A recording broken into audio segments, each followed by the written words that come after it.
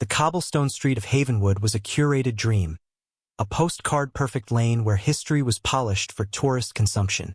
Antique gas lamps stood sentinel over boutique storefronts, their wrought iron filigree gleaming.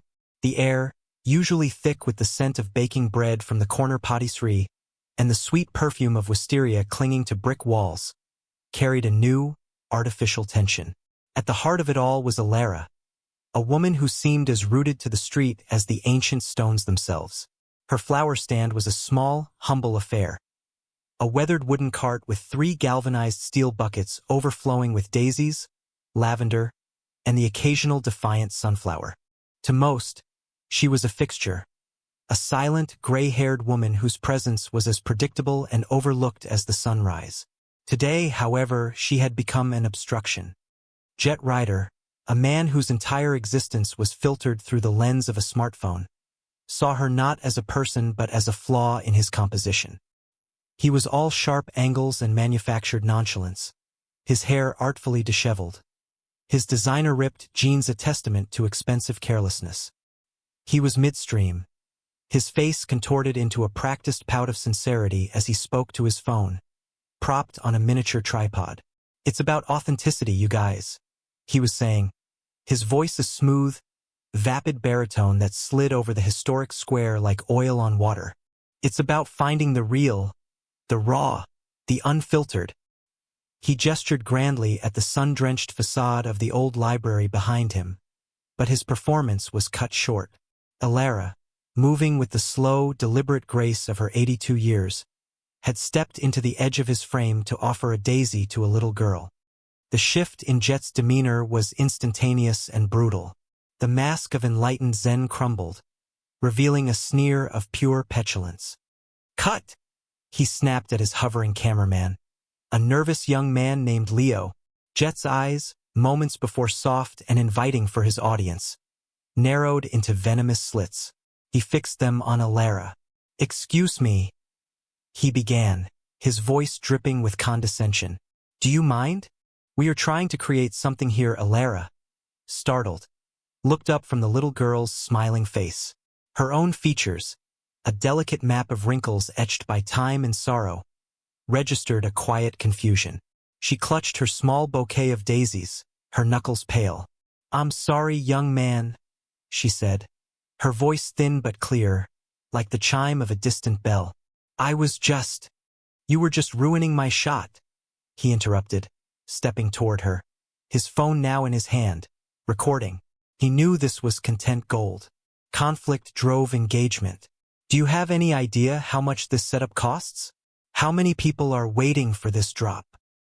He gestured vaguely, as if summoning an invisible army of followers. A small crowd of tourists and locals had begun to gather, their phones emerging like metallic flowers blooming in the afternoon sun. They were silent, passive observers to the unfolding spectacle. Alara simply stood there, a small, stooped figure in a faded lavender cardigan, looking at him not with fear, but with a profound, almost clinical curiosity, as if he were a strange new species of insect she couldn't quite comprehend. The humiliation was the point, and it was only just beginning. Jet circled her like a predator, his phone held high. "Look at this, everyone. This is what we have to deal with. Irrelevance. People who just don't get it." He aimed his phone's camera directly at her face, the black lens an unblinking, accusatory eye. "She thinks her little weeds are more important than art, than connection." He kicked one of her buckets. It wasn't a hard kick, more of a contemptuous nudge with the side of his pristine white sneaker, but it was enough. The bucket tipped, spilling water and a cascade of white-petaled daisies onto the ancient stones. The crowd gasped, a soft, collective intake of breath. The little girl who had received the daisy moments before began to cry, her mother quickly pulling her away from the scene. The air grew thick with a shared, unspoken shame, yet no one stepped forward. Alara didn't flinch. She looked down at the scattered flowers, her daisies lying bruised and broken on the ground. A flicker of pain crossed her face, so fleeting it was almost imperceptible. It wasn't for the ruined merchandise. It was for the casual cruelty, the sheer, unthinking desecration of something small and beautiful. "They're not weeds," she said, her voice still quiet, yet carrying an immense weight that seemed to absorb the noise around her. "They're daisies." Jet laughed, a harsh, barking sound that echoed unnaturally in the quaint square. "Whatever. They're in my way." He turned his attention back to his phone, his audience. "This is the problem with the world today. Entitled boomers thinking they own every space. No respect for the hustle. No respect for the grind." His words were a torrent of empty buzzwords, a script he had probably rehearsed for just such an occasion. He was framing himself as the victim, the struggling artist beset by a clueless old woman. The onlookers remained frozen, trapped between the discomfort of the scene and the mesmerizing pull of a public meltdown. They were witnesses, and their silence was a form of consent. Alara's worth, her very visibility, was being denied, and the community she had served for decades simply watched. Inside the fortress of her mind, Alara retreated. The influencer's grating voice faded into a dull drone, replaced by a sound she knew far better. The low, rumbling thunder of a Harley-Davidson engine, the one that had belonged to Frank. Frank St. Jensen. The name felt like a prayer in her heart. He had been a giant of a man, his hands calloused from decades of gripping handlebars and fixing engines. Yet they had always been so gentle with her. His arms, covered in faded ink that told the story of his life, had been her shelter. He wasn't a man of many words, but his silence was a comfortable, protective blanket. He had built this flower cart for her with his own 2 hands after the doctor told them his heart was a tired old engine, running on its last fumes. "You need to stay connected to the light, Ellie," he had rasped, his voice rough with love. "These flowers, they're your light. You give them to people, you share a piece of it." Each daisy she sold was a quiet conversation with him. Each smile she received from a customer was a continuation of their love story. This cart, this small patch of cobblestone, was her sanctuary, the place where his memory was most vivid. The young man yelling at her now, with his empty eyes and loud, meaningless words, couldn't touch that. He was a ghost, a fleeting shadow in a world of solid, enduring love. She remembered Frank facing down men twice Jet's size over matters of principle, men who carried real menace in their fists, not just in their voices. Frank never raised his voice. He had a look, a stillness that commanded respect. He used to say, "Dignity is the one thing they can't take from you unless you give it away." So she held hers close, a small warm stone in the palm of her hand. She thought of Frank's leather vest, the cute, as he called it, with the club patches sewn on with thick, sturdy thread. The weight of it, the smell of leather and road dust and him. That was real. This boy in front of her was a hologram. The pressure in the square was becoming unbearable, a thick, cloying thing. Jet, fueled by the attention and the lack of any challenge, grew bolder. He stepped closer, shoving the phone so near her face that she could see her own reflection in the dark screen. A distorted, wide-eyed old woman. "What's the matter? Cat got your tongue?" he taunted, his voice a sing-song mockery. "Apologize. Apologize to my followers for your ignorance." He was performing now for the cameras, his own, and the dozens of others that now formed a silent digital jury around them. The shopkeeper from the bakery, a man named Mr. Henderson to whom Alara gave a free bunch of lavender every Monday, meticulously polished a glass display case, his back turned to the street. A young couple, who had bought flowers from her for their first date just last spring, suddenly found the intricate pattern of the bricks at their feet fascinating. The silence was a betrayal. It was the collective decision of a community to look away, to not get involved, to let this small, cruel fire burn itself out.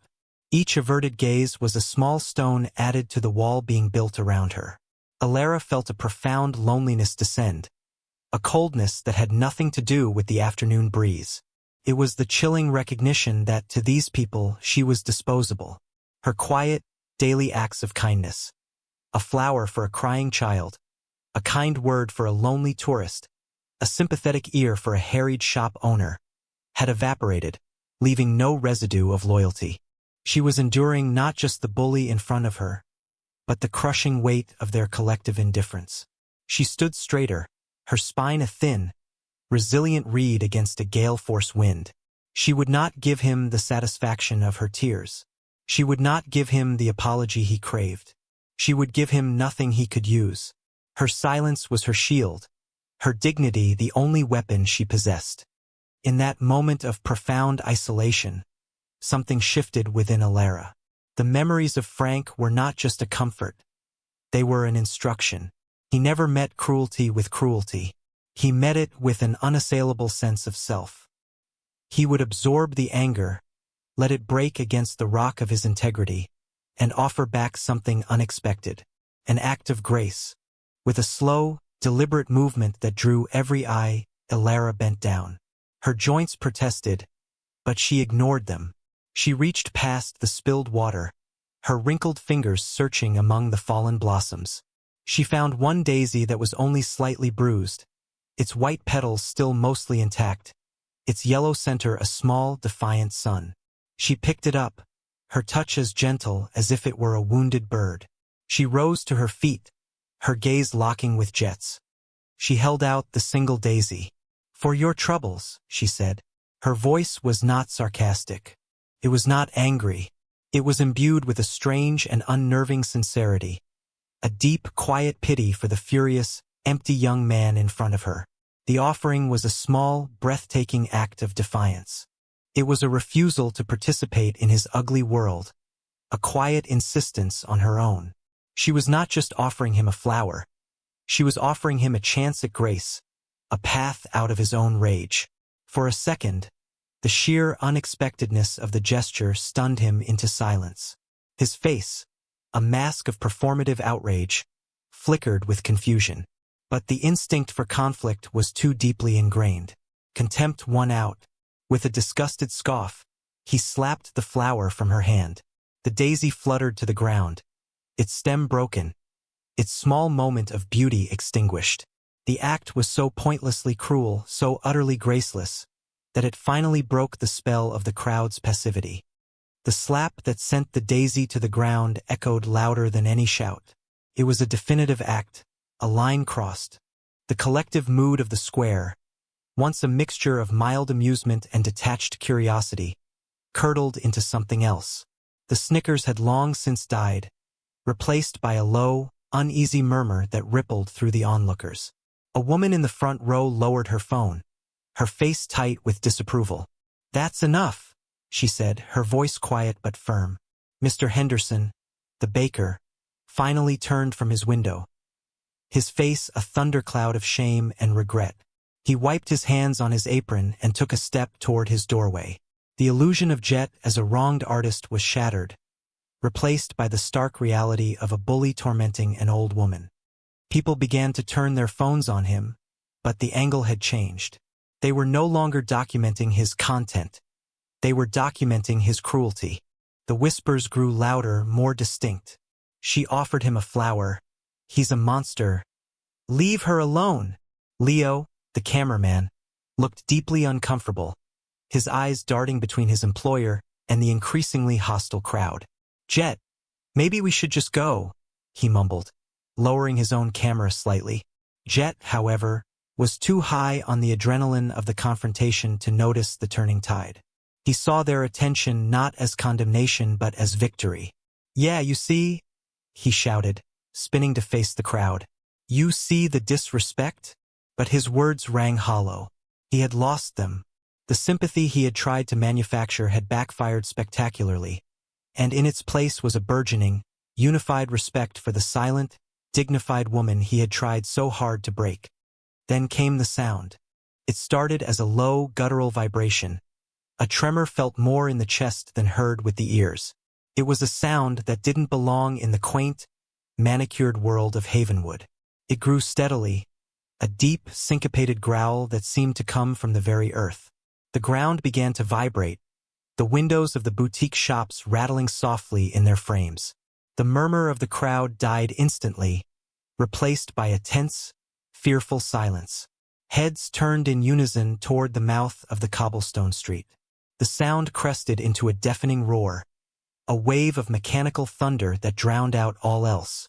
It was the sound of dozens of V-twin engines, a symphony of raw, untamed power. One by one. Then, in a torrent of chrome and black leather, the motorcycles appeared. They were Harley-Davidson's big, heavy machines that moved with a predatory grace. They filled the narrow street, their sheer mass and noise a stunning, overwhelming invasion.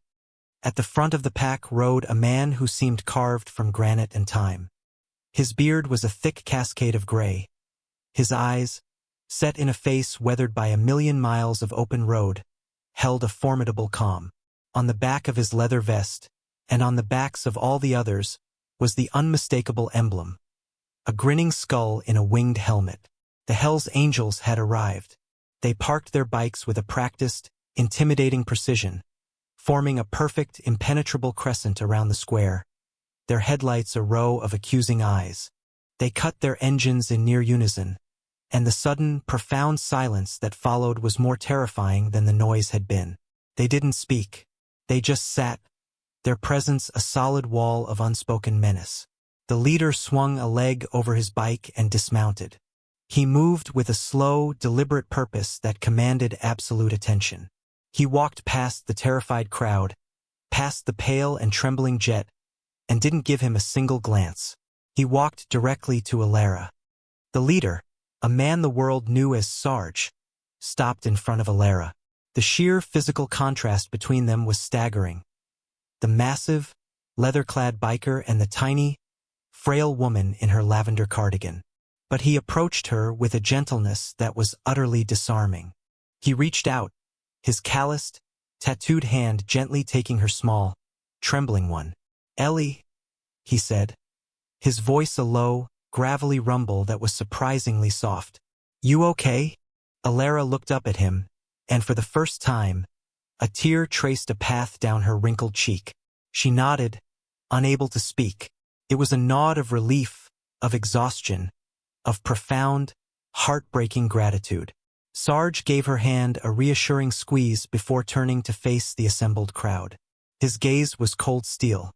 It swept over the onlookers, lingered for a beat on the shame-faced Mr. Henderson, and then finally, dismissively, landed on Jet Ryder.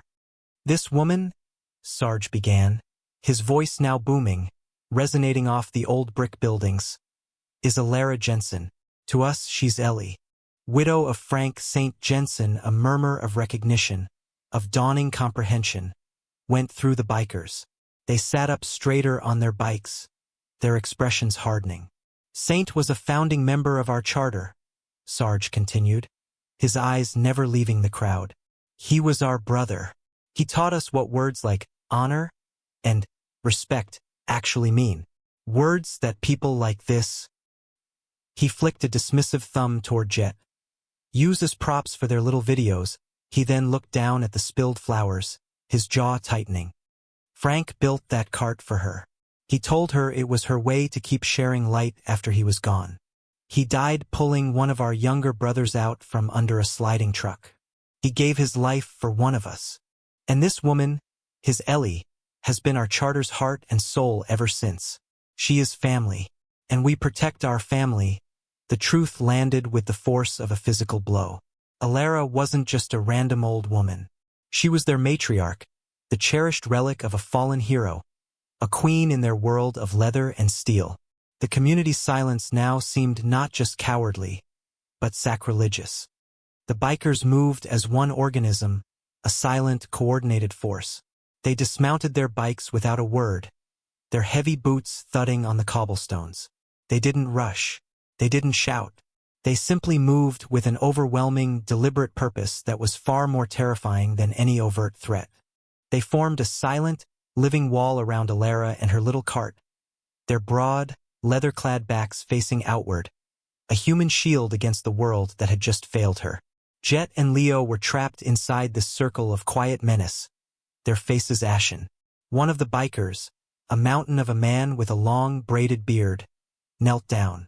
With surprising delicacy, his huge hands began to pick up the scattered daisies, one by one. Another biker righted the spilled bucket, taking it to the public fountain to refill it with fresh, cool water. A third began to organize the remaining bunches on the cart, his movements precise and respectful. Then came the ultimate gesture. Sarge turned back to Alara. He placed his hands on his own vest, the sacred cute that was a biker's identity, his history, his soul. It was covered in patches. Memorial patches for fallen brothers, road patches from cross-country runs, and the large, unholy emblem of the club on the back. With a slow, reverent motion, he unzipped it and slid it off his own shoulders. He turned and gently, carefully, draped the heavy leather vest over Alara's small, stooped frame. It dwarfed her, hanging almost to her knees, a ridiculous, beautiful sight. It was an act of coronation. He was publicly declaring her under their absolute, unwavering protection. She was one of them. The leather was heavy with the weight of decades of loyalty, a tangible symbol of their brotherhood. Jet, seeing this, finally understood the depth of his mistake. He was no longer the center of attention. He was an insect, an insignificant speck about to be crushed. The respect he craved from his anonymous followers was a pale, pathetic ghost compared to the fierce, profound loyalty on display before him. Jet Rider didn't need to be told to leave. The wall of bikers parted just enough to create a narrow, humiliating corridor for him and his cameraman to scuttle through. They fled, stumbling over their own feet, their expensive equipment suddenly feeling like a burden of shame. They didn't look back. Their departure was a footnote, an anticlimax. The real story was in the square. The bikers remained, a silent, reverent honor guard. The community, shaken from its stupor, began to act. Mr. Henderson emerged from his bakery, his face etched with remorse, carrying a tray with a steaming cup of tea and a fresh pastry, which he offered to Alara with a mumbled, heartfelt apology. The young woman who had yelled, "That's enough," approached and laid a $20 bill on the cart, taking a single daisy. Soon, a line formed. One by one, the townspeople who had stood by and watched now stepped forward to make amends in the only way they knew how. They bought flowers. They didn't haggle. They overpaid. A gruff-looking man in a suit bought a whole bucket of lavender. The mother with the little girl returned, and the child, no longer crying, handed Alara a crumpled drawing of a flower. The bikers watched, their expressions unreadable but their presence ensuring the respect was genuine. They, too, began buying flowers. They tucked daisies into the bands of their helmets and the buttonholes of their leather vests. They pressed $100 bills into Alara's hand, which she tried to refuse, but they wouldn't let her. Soon, the cart was empty, every last petal and stem sold. The buckets were clean, the cart was tidy, and Alara stood, small and straight, wrapped in a Hell's Angels cute, holding a cup of tea, a small fortune in a cash box, and the unwavering respect of an entire town. The sun began to dip below the rooftops, casting long, dramatic shadows across the cobblestone square. The bikers, their work done, began to stir. There were no grand farewells. A nod here, a hand on a shoulder there. They moved back to their machines with the same quiet efficiency with which they had arrived. Sarge was the last to leave Alara's side. He gently took the vest from her shoulders. "You call us if you need anything, Ellie," he said, his voice low. "Anything at all," she just nodded, her eyes shining. "Thank you, Michael," she whispered, using his given name, a name few had heard in 30 years. He gave her a rare, small smile, then turned and walked to his bike. The engines roared to life again, not in a chaotic cacophony, but in a staggered, rolling thunder that spoke of discipline and power. They rode out of the square, a river of steel and leather, their taillights receding like angry red eyes into the twilight. The roar faded, leaving behind a profound silence and the sweet, lingering scent of lavender and gasoline. Alara stood alone for a moment, the warmth of the heavy vest still clinging to her. The street was no longer just a place of business. It had been consecrated by an act of fierce, uncompromising loyalty. The people of Havenwood looked at her differently now. They saw not a quaint, forgettable old woman, but a figure of immense strength, a protected queen.